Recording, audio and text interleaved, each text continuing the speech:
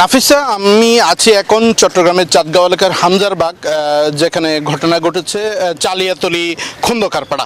আসলে ঠিক এই জায়গায় আপনারা দেখতে পাচ্ছেন, এই যে দোকানটি বন্ধ দেখা যাচ্ছে, ঠিক এই দোকানটিতেই দোকানের সামনেই কিন্তু ঘটনা ঘটে, গুলির ঘটনা ঘটে।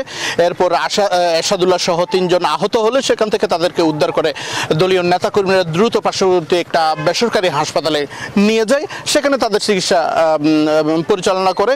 অন্যদিকে একজন পরবর্তী রাতে ডাক্তার ঘোষণা করে একজন মারা যায়। তবে আমরা যেই জায়গাটিতে আছি, এই জায়গাটিতে চালিয়াতলি খন্দকারপাড়া বলে। এই খন্দকারপাড়ার ভিতরেই একটা আসলে একটা গ্রাম্য পরিবেশ, সরু রাস্তা, এর ভেতরে যেভাবে এই ঘটনা ঘটেছে এটা আসলে বিস্ময়ের বিষয়।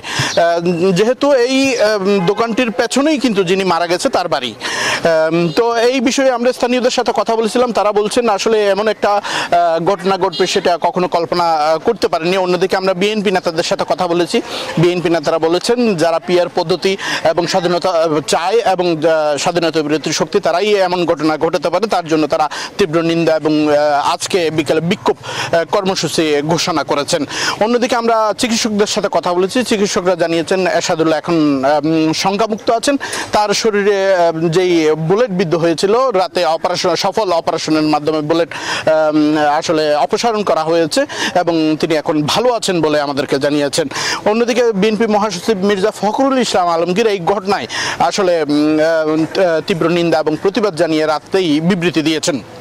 আসলে চট্টগ্রামের নির্বাচনী প্রচারণায় এমন ঘটনায় রাতেই সিএমপি পুলিশ কমিশনার সাংবাদিকদের সাথে কথা বলেছেন। তিনি বলছেন এই ঘটনার সাথে জড়িত সন্ত্রাসীদেরকে ধরতে ইতিমধ্যেই মাঠে নেমেছে পুলিশ এবং একাধিক গোয়েন্দা সংস্থা সহ আইন শৃঙ্খলা রক্ষাকারী বাহিনীর ইউনিট কাজ করছে এবং তারা বলছেন অতি দ্রুত সময়ের মধ্যে তাদেরকে শনাক্ত করে আইনের আওতায় আনা হবে বলে আশ্বস্ত করেছেন।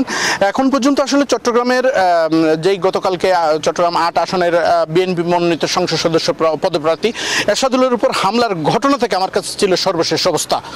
নাফিসা, ধন্যবাদ আপনাকে। আমি চট্টগ্রাম মেডিকেলের মর্গে আছি। কিছুক্ষণ আগে তার মরদেহ, যে গতকাল যে ঘটনায় মারা গেছেন তার যে মরদেহ এখানে মেডিকেলের মর্গে দেওয়ার আগে কিন্তু পরিবারের কাছে তারা হস্তান্তর করেছেন। হস্তান্তরের পর কিন্তু সাইনিং করে তারা মর্গে আনা হয়েছে। তো এখান থেকে পোস্টমর্টেম করার পর তাদের বাড়িতে, তাদের এলাকায় কিন্তু নিয়ে যাওয়া হবে তার মরদেহ। পুলিশ প্রশাসন সতর্ক অবস্থান আছে। গতকালের যে গণসংযোগকালে চট্টগ্রাম 8 আসনের যে মনোনীত প্রার্থী বিএনপির, তার গণসংযোগকালে তাকে যে এখান থেকে সেখানে কিন্তু গণসংযোগকালে কিন্তু গুলিবিদ্ধ হয়েছে। তো তার ঘটনায় কিন্তু এখনো পর্যন্ত মামলা হয়নি। আমরা আপনার সাথে একটু কথা বলতে চাচ্ছি। এখনো পর্যন্ত মরদেহ আপনাদের কাছে হস্তান্তর করেছে, আবার পোস্টমর্টেম করা হচ্ছে। কি মনে করে আসলে এই ঘটনায় জড়িত এখনো মামলা মামলা হয়নি? মামলা হয়তো লাশ দাফন করার পরে মামলা পারিবারিকভাবে মামলা দাফন করবে। আর মামলার সাপেক্ষে এখন কারো নাম স্পেসিফিকলি বলা যাচ্ছে না। এর আগে যারা করতে চেয়েছিল তারাই। আর একটা পক্ষ না, এখানে 2-3 পক্ষ আছে যারা এরশাদুল্লাহ ভাইকে ইন্ডিকেট করে যে ঘটনাটা করলো, ওই পক্ষও আছে, বিভিন্ন আরকম শত্রু পক্ষও আছে। আর বেসিক্যালি হচ্ছে সন্ত্রাসীর পক্ষে কথা বলাটাই তার অপরাধ। আমরা একটা সুষ্ঠু তদন্ত চাই, আর কিছু না। সে যে হোক না, সুষ্ঠু তদন্ত হবে। ধন্যবাদ। আমরা এখানে আপনার সাথে একটু কথা বলতে চাচ্ছি। যে ঘটনা ঘটলো, গোলাগুলির ঘটনা ঘটেছে, আসলে আমরা হলাম সাধারণ পাবলিক। আমরা কোনো সময় চাই না এই ধরনের অরাজনৈতিক, এই ধরনের হত্যাকাণ্ড হোক আমাদের সমাজে। সেই যেই দলই করুক না কেন, সেই যদি প্রকৃতি দোষী হয়ে থাকে তাহলে সেটার বিচার আছে।